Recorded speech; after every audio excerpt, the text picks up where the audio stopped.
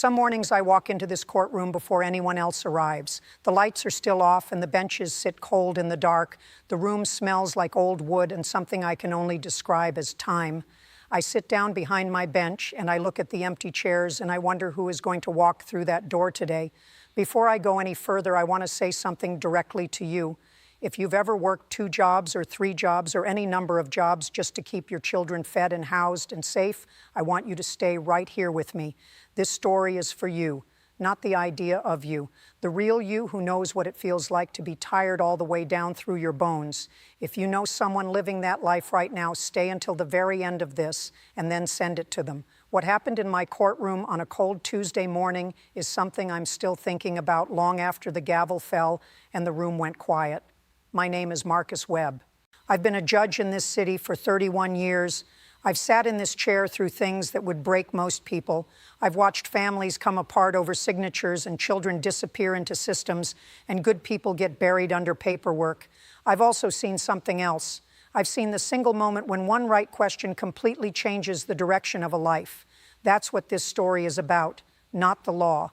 One question. It was the kind of cold that February brings when it means it. Not a storm, no wind, just a steady, flat gray pressing of the sky down against the windows. The high windows in my courtroom showed nothing but pale white light all morning long, the kind of light that makes the whole room feel heavy and still. I had 14 cases scheduled that day, mostly code violations, permit disputes, and parking matters. Most people look at cases like those and think they're small. They look like paperwork from the outside. They look like nothing. But I've been sitting in this chair for 31 years, and I've learned something I can't unlearn. There is no such thing as a small case when the whole of someone's life is sitting across from you in that chair. The file on my bench that morning had a total at the top that I stared at before anyone else walked through the door. A man had been fined, not once, not twice. 47 separate violations over the course of 17 weeks. The city had attached late fees and administrative processing charges to every single one of them. By the time that file landed on my desk, the total had climbed to $5,040, $5,000 for parking. I set the file flat on my bench and looked at the ceiling for just a moment. Then I picked it back up and read it again from the beginning. Then I opened the municipal code book to a page I marked with a folded corner. Then I set everything down and I waited for the session to begin. The first few cases that morning moved fast. People who knew the system, who had lawyers sitting beside them, who wrote checks and shook hands and left. Then the clerk called a name that I'll carry with me for a long time, Marcus Tilman. I set my pen down and looked up toward the back of the room. The heavy wooden door at the far end of the courtroom pushed open slowly, the way a door moves when the person on the other side isn't sure they have a right to come through it. And then I saw him. He walked the way a man walks when something invisible is pressing down on his back. Not broken, not angry, something quieter than both of those things and harder to name. He was in his middle 30s, not tall, not wide, just solid in the particular way that people become solid when life doesn't offer them the choice of being soft. His work pants were dark blue and had been washed so many times the fabric across both knees had gone almost gray. His shirt was tucked in carefully, too carefully. The kind of tuck that says, this is the best I have and I need it to be enough. His boots were steel-toed and scuffed heavily along the toes and the back of both heels. That kind of scuffing doesn't come from carelessness.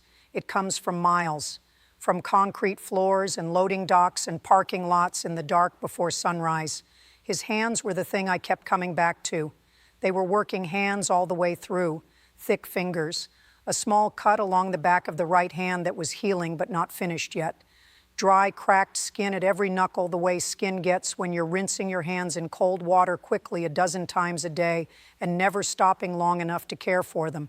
He walked to the defendant's table and stood behind it and looked directly up at me. His eyes were dark, the color of deep river water, and they held a kind of tired that I recognized without thinking. That tired doesn't come from a bad week. That tired comes from years of being the last one awake and the first one up. Across the room from him at the opposing table sat a woman named Carla Biggs. She represented the city's Code Enforcement Division. She was prepared in the way that people are prepared when they are very good at their job. 2 organized folders in front of her, a tablet already loaded with photographs and timestamps, queued up and waiting. She wasn't a cruel person. She was a precise person, a person who trusted documented facts more than spoken stories and had built an entire professional identity around that trust. She had done everything her position required her to do, and she had done it correctly. She stood and laid out the city's case with a calm and steady voice. 47 violations over 17 weeks, same vehicle every time, same location every time, the corner of Tilden Avenue and 5th Street. A commercial loading zone marked with yellow paint on the curb and posted signage on the pole clearly visible from both directions. No valid permit found on the vehicle. No commercial registration on file. She tapped her tablet and photographs appeared on the wall screen. Same gray Honda Accord in every picture. Same yellow curb right behind the rear tire. A different date stamped at the bottom of each one. The city's position required no interpretation. The signs were posted and visible. The violations were documented. Written notices had been sent to the defendant's address on file multiple times. The full outstanding balance, including late fees and all processing charges, was $5,040. I let her finish every word. I let the room sit for a moment. Then I closed the folder in front of me and I looked at Marcus Tilman, and I said something that I could feel surprised the room a little. I didn't ask about the violations. I didn't ask whether he had received the notices. I asked him to tell me about his day, his regular Tuesday. Just walk me through it from the very beginning. What does your Tuesday look like? He looked down at the table in front of him for just a second. Then he looked back up at me and he began. He said he got up every morning at 4:45. He drove for a package delivery service starting at 5 and finished his route by 10 in the morning. Then he drove across the city to a warehouse where he loaded and sorted inventory from 11 until 3 in the afternoon. Then he drove home, made dinner for his 3 children, checked homework when he could keep his eyes focused long enough to read what was on the page, put all 3 kids to bed, and then drove to his 3rd job doing overnight security at a storage facility from 10 at night until 2 in the morning. I didn't say anything. I let the math of that schedule settle in the room on its own. I held up one hand gently and asked a follow-up question. I asked who was with his children after school while he was working. His jaw tightened at the corners, just slightly. He said his mother-in-law. He said she had moved in 18 months ago. He said his wife had passed away from ovarian cancer 18 months prior. She was gone. His mother-in-law came to live with them because there was simply no other option available to either of them. They were both trying to hold one household together with whatever they had left. The room got quieter when he said that. Not silent, just quieter. The particular kind of quiet that arrives when people stop what they're doing and really listen. Now here is what I want you to sit with before I go any further. You've seen the fine. You've heard the schedule. 4:45 in the morning, 3 jobs running back to back, 3 children at home, a mother-in-law sleeping on the couch, and a wife who is 18 months gone. So ask yourself what exactly Marcus Tilman was doing parked in that commercial loading zone 47 times over 17 weeks. Keep watching, because the answer to that question is not what I expected. And when I heard it, every single thing about this case shifted. I asked him to tell me about that corner. I said, tell me about Tilden Avenue and 5th Street. Tell me why that spot, why always that spot and not somewhere else. He was quiet for a second before he answered. Then he said it was positioned exactly between his 2 daytime jobs. The morning delivery route ended near that area on most days. The warehouse was 6 blocks east of there. The spot on Tilden Avenue sat right in the middle of the gap between the two. He had exactly 20 minutes between clocking out of the first job and clocking into the second one. 20 minutes. He brought a sandwich from home every single day in a small, soft-sided cooler bag. He parked the car. He ate. He closed his eyes for maybe 15 minutes before he drove to the warehouse. He said, "That was my lunch break, Your Honor. That corner was the only lunch break I had." I did not respond right away. I wrote something down on my notepad slowly and deliberately. I let the silence fill the room for a few seconds because it needed to. What he had just said wasn't just an explanation of a parking habit. It was the complete picture of a man's life drawn in one sentence. 20 minutes, a sandwich packed from home, a small cooler on the passenger seat, a car seat tilted back just enough to close your eyes. That was all of it. And now I needed to hold that picture up against the timestamps in that file. I turned to Carla Biggs. I asked her to open the violation records on her tablet and read me the timestamps on the first 10 tickets. She pulled them up and read them aloud for the official record. 12:11, 12:14, 12:08, 12:17, 12:20. 12:03, 12:19, 12:15, 12:09, 12:22. I asked her to read the next 10. She did. Every single one fell between noon and 12:30 in the afternoon. I asked her to keep going. She read through all 47. Not one of them was issued before noon. Not one was issued after 12:30. Every ticket, every single one, had been written inside a 30-minute window in the middle of every workday. I asked Carla Biggs whether the city's enforcement records indicated the time that the parking enforcement officer ran his regular route on Tilden Avenue. She checked her folder. She said the officer maintained a fixed midday circuit for that area. His regular sweep of that particular block ran from noon until 1 o'clock each day. Every day, same window, same block, same time. I let that land. Then I said it out loud. I said, so the enforcement officer passed that corner every single day during the only 30-minute window this man had to sit in his car and eat a sandwich between two jobs. She said, yes, that was correct. That was the scheduled enforcement window. I nodded slowly. I asked her one more thing. I said, what does the posted sign at Tilden Avenue and 5th Street actually say? She read directly from her file. No commercial vehicles. Restricted loading zone. Business hours. I asked her what type of vehicle Marcus Tilman was driving on all 47 of those occasions. She checked her documentation. She said a 2014 Honda Accord, gray sedan. This is the moment right here. This is why this story matters at all. $5,000 was about to be collected from a man running 3 jobs on 4 hours of sleep, eating lunch in his own car in a public spot, doing absolutely nothing wrong. And if nobody had stopped to ask the right question, it would have simply happened. No drama. No argument, just a debt that would have followed this man for years while he was already carrying everything else. Please stay with me. Because what I said next is the moment I'm most proud of in this case. I asked Carla Biggs directly whether any one of the 47 violation notices on record contained a notation stating that the defendant's vehicle met the legal classification of a commercial vehicle. She went through her tablet carefully. She said no, none of them. The notices cited a restricted zone ordinance code, but not a single one documented that the vehicle itself qualified as commercial under that code. I reached for the municipal code book that I keep on the corner of my bench. I had marked the relevant page that morning before court began because I had read that file 3 times and I had a feeling about where this was going. I read the definition aloud to the room. The restricted zone ordinance applied specifically to vehicles exceeding a defined gross weight threshold and to vehicles registered for commercial transport operations under a city-issued commercial license. A private citizen driving a 2014 Honda Accord fell outside that definition in every possible way. Not the weight, not the registration, not a single qualifying factor applied. I set the code book down. I did not raise my voice. I said it evenly and I said it clearly. Every single one of these 47 violations was issued under a code that did not apply to this vehicle. Not one of them was correctly written, not one. Carla Biggs sat very still. After a pause, she offered that the officer had acted in full good faith based on the training he had received and the standard enforcement practice for that particular zone. I said I had no reason to doubt that and no desire to direct any consequence toward the officer. I said good faith is worth something real. But good faith applied to the wrong code is still the wrong code. A sincerely issued incorrect citation is still an incorrect citation.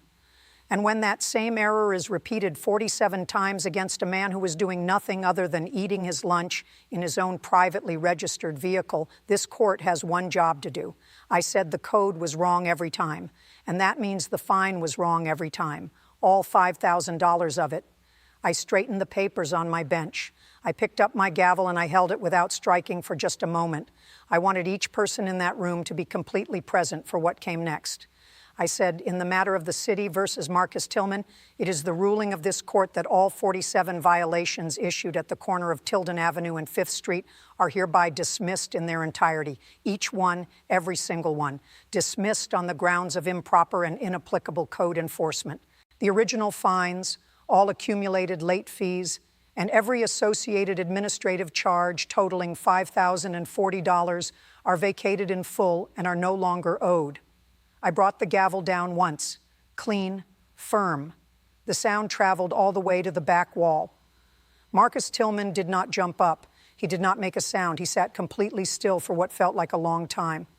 Then he placed his right hand flat on the table in front of him, and he pressed it down like he needed to feel something solid under his palm. He lowered his head and he looked at his own hands, the unfinished cut on the right knuckle, the cracked skin along each finger joint, those hard-used, worn-down hands that had been moving and lifting and gripping since before most of the people in that building were awake. He stared at them, then he drew in a long, slow breath through his nose and held it, and then he let it go even slower. The way a person exhales when they are trying to stay in one piece in front of strangers. The way a person breathes when something that has been pressing down for a very long time finally lifts. I gave the room that moment. Nobody moved, nobody spoke. Then I leaned slightly forward and I said his first name, Marcus, just that. He looked up at me. I asked him something that wasn't in any document or file or precedent on my bench. I said, in all those mornings and all those nights, through all those jobs and all that time behind the wheel, do your children know how hard you are working for them? He didn't answer immediately. When he spoke, his voice was low and careful. He said he tried to make sure they didn't have to worry about it. I told him that wasn't what I asked. He looked at me again, and after a moment, he said, I think they know. I hope they know. I said, they know. I want you to hear me when I say that. They know. Trust that. I want to pause right here for just a moment. Not to ask anything of you, just to sit quietly with that exchange for a second. Because those words were spoken in a formal legal courtroom in front of strangers on a cold Tuesday morning in February. And they were more honest and more real than most conversations most people manage in an entire year.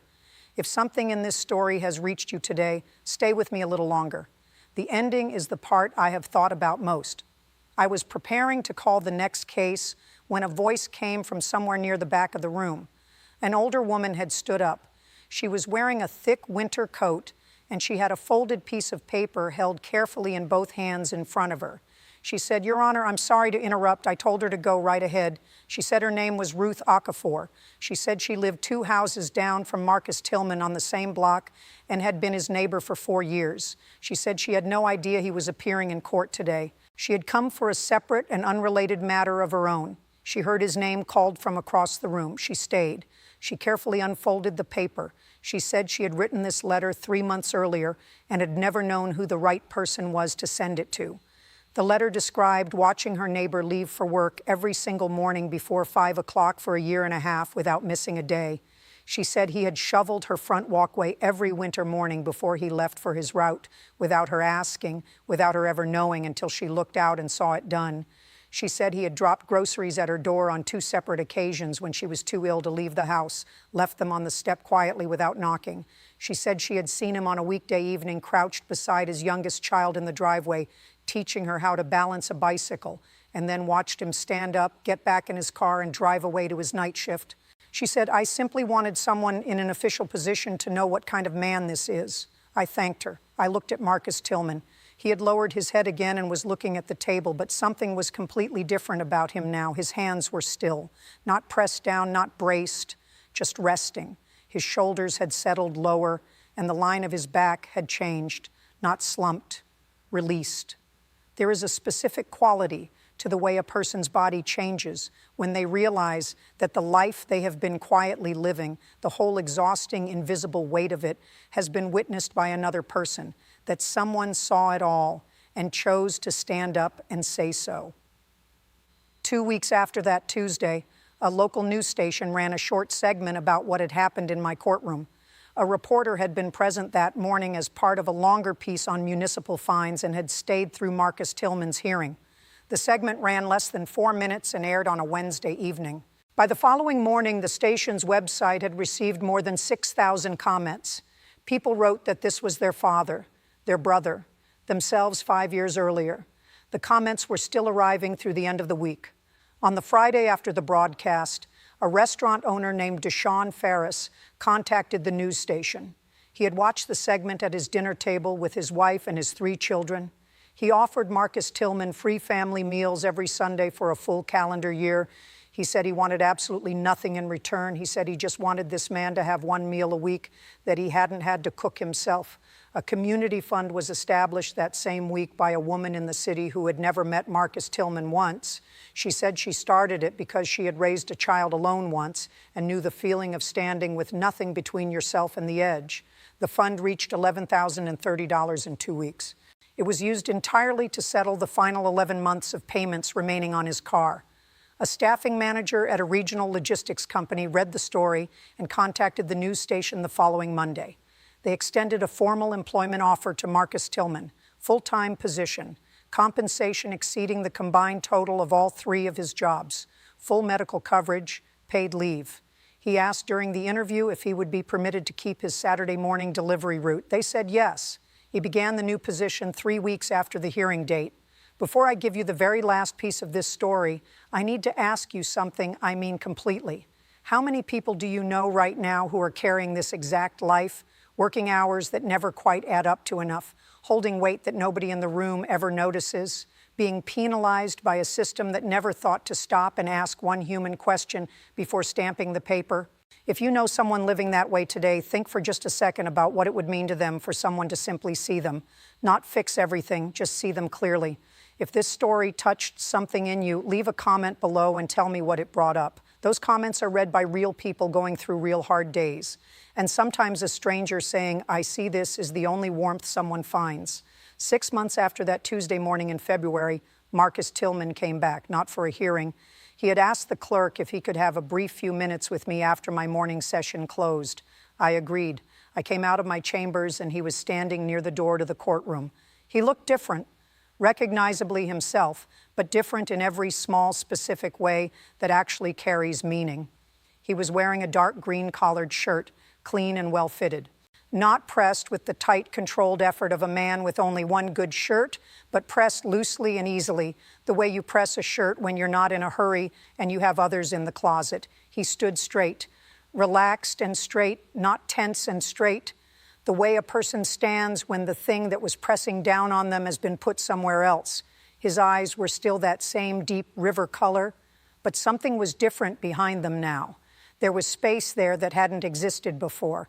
Not exactly rest, not happiness, just room. A little room behind the eyes where before there had been nothing but forward motion and exhaustion. He had his daughter with him. She looked about 9 years old, purple backpack with a small silver keychain hanging off the zipper. She was holding his hand and looking slowly around the courtroom, the way children look at places they have been told are important. He told me her name was Amara. He said she had asked to come with him today. He said she wanted to see the place where the judge was fair. I crouched down and shook her hand properly.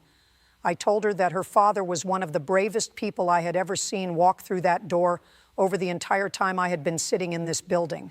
She looked up at him and she nodded slowly and deliberately, not like it was surprising news, like it was a thing she had already known and was glad to hear confirmed.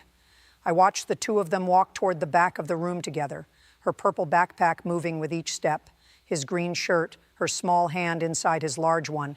The wooden door closed behind them. I stood in the empty courtroom for a moment longer than I needed to. Then I walked back to my chambers and sat at my desk, and I didn't do anything at all for several minutes. Not writing, not reading, just sitting inside what I had just seen. 31 years. I have been Judge Marcus Webb in this building for 31 years. I have seen more human pain in this room than I know how to account for.